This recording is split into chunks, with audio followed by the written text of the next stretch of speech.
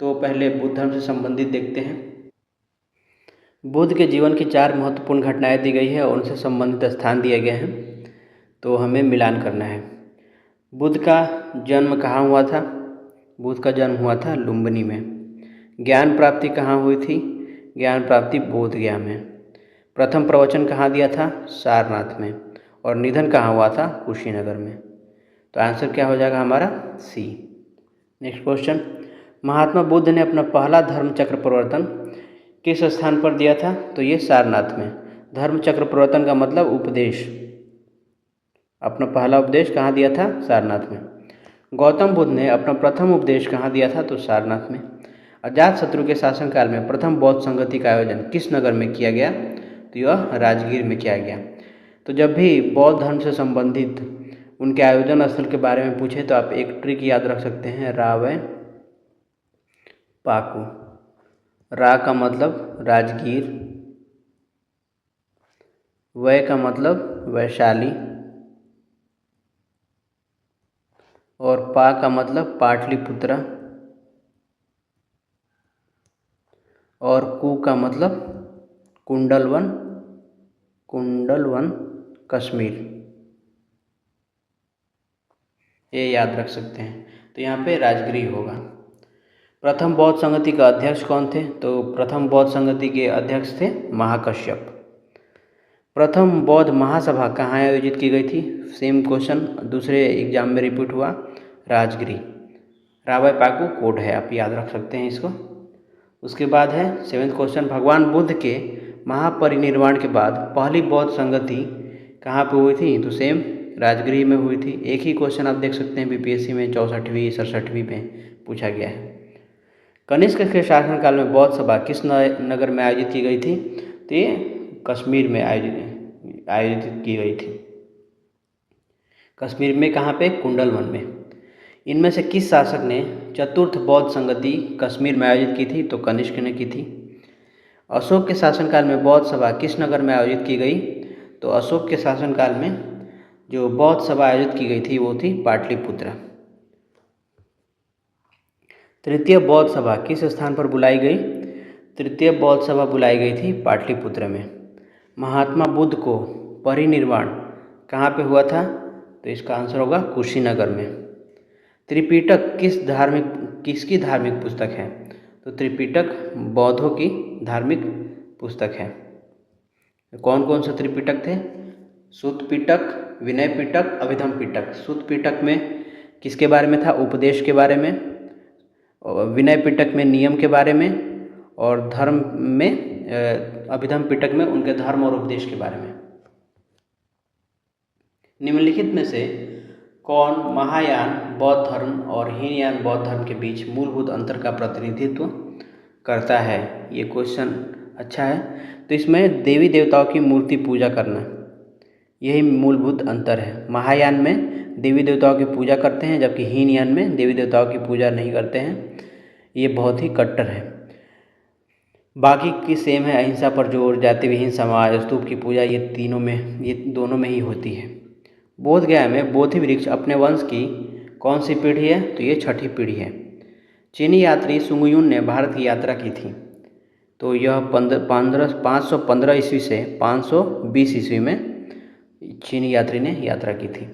बोधगया में महाबोधि मंदिर बनाया गया, जहाँ पे गौतम बुद्ध को ज्ञान प्राप्त हुआ था। बोधगया में ही गौतम बुद्ध को ज्ञान प्राप्त हुआ था। गौतम बुद्ध को एक देवता का स्थान किस राजा के युग में प्राप्त हुआ था? तो ये कनिष्क के काल में ये प्राप्त हुआ था। कनिष्क के समय में ही चतुर्थ बौद्ध संगति आयोजित की गई थी 72 ईस्वी में। वे शिक्षक जिनसे बुद्ध ने महाभिनिष्क्रमण के बाद सबसे पहले ज्ञान प्राप्ति का प्रयास किया वो कौन थे? तो वो अलार कलाम थे और रुद्रक रामपुत्र थे। अलार कलाम वैशाली के थे, रुद्र रामपुत्र थे। भारतीय कला में चैत्य और विहार का निर्माण निम्नलिखित में से किससे संबंधित है? तो यह बौद्ध धर्म से संबंधित है। निम्नलिखित में से कौन सी बात बौद्ध धर्म तथा जैन धर्म में समान नहीं है? तो इसका आंसर होगा आत्मदमन। बौद्ध धर्म एवं जैन धर्म में समान नहीं है। नालंदा विश्वविद्यालय ज्ञान का महान केंद्र था, ये किस धर्म से संबंधित था? तो इसका आंसर होगा बौद्ध धर्म से संबंधित था। बुद्ध की प्राचीनतम प्रतिमा किस शैली में प्राप्त होती है? तो बुद्ध की प्राचीनतम सीमा गांधार शैली में भी, मथुरा शैली में भी, मौर्य शैली में भी प्राप्त होती है। तो आंसर क्या होगा? ई। विश्व का सबसे ऊंचा कहा जाने वाला विश्व शांति स्तूप बिहार में कहाँ पे स्थित है? तो यह राजगीर में स्थित है। बोधगया में महाबोधि मंदिर बनाया गया जहाँ पे महात्मा बुद्ध को ज्ञान प्राप्त हुआ था। नेक्स्ट क्वेश्चन, बौद्ध धर्म से हमने संबंधित क्वेश्चन कर लिया। अब जैन धर्म से संबंधित कुछ क्वेश्चन कर लेते हैं। महावीर स्वामी का जन्म कहाँ पे हुआ था?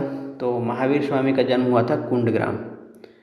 भगवान महावीर का प्रथम शिष्य कौन थे? तो भगवान महावीर के प्रथम शिष्य जमाली थे। जमाली कौन थे? उनके दामाद थे। जैन धर्म के प्रवर्तक महावीर जी का मोक्ष स्थान कहाँ पर स्थित है? तो यह पावापुरी में स्थित है। महावीर जैन की मृत्यु निम्नलिखित में से किस नगर में हुई थी? तो महावीर की मृत्यु पावापुरी में हुई थी। बराबर की गुफाओं का उपयोग किसने आश्रय गृह के रूप में किया था? तो यह आजीविकों ने किया था। निम्नलिखित में से कौन सबसे पूर्णकालिक जैन ग्रंथ कहलाता है?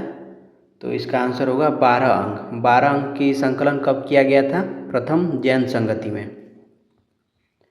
त्रिरत्न या 3 रत्न जैसे सटीक ज्ञान, सच्ची आस्था और सटीक क्रिया निम्न में से किससे संबंधित है? तो ये जैन धर्म से संबंधित है। अगर सिर्फ त्रिरत्न पूछता किससे संबंधित है? तो बौद्ध और जैन दोनों से संबंधित है। बौद्ध धर्म में त्रिरत्न क्या है? बुद्ध, धम्म और संघ। और जैन धर्म में त्रिरत्न क्या है? सम्यक ज्ञान, सम्यक आचरण, सटीक ज्ञान, सटीक आस्था और सटीक क्रिया। तो चूँकि यहाँ पे ऑलरेडी ये मेंशन कर दिया है इसलिए हम जैन धर्म को यहाँ पे टिक करेंगे। अगर ये सब नहीं होता और सिर्फ त्रिरत्न या 3 रत्न के बारे में होता तो बौद्ध धर्म और जैन धर्म हो जाता। निम्नलिखित में से कौन सी बात बौद्ध धर्म तथा जैन धर्म में समान नहीं है? तो यह आत्मदमन पिछले बौद्ध में ही हमने ये क्वेश्चन किया। आजीवक संप्रदाय के संस्थापक कौन थे? तो मखली गोशाल थे आजीवक संप्रदाय के संस्थापक। पाटलिपुत्र में बुलाई गई प्रथम जैन संगति का अध्यक्ष कौन थे? तो पाटलिपुत्र में बुलाई गई प्रथम जैन संगति का अध्यक्ष थे स्थूलभद्र। निम्नलिखित राजाओं में से किसका जैन धर्म के प्रति भारी झुकाव था? तो यह थे कलिंग नरेश खारवेल। वह स्थान जहाँ महावीर ने पूर्ण आध्यात्मिक ज्ञान प्राप्त किया वो कौन सा स्थान है? तो गया में।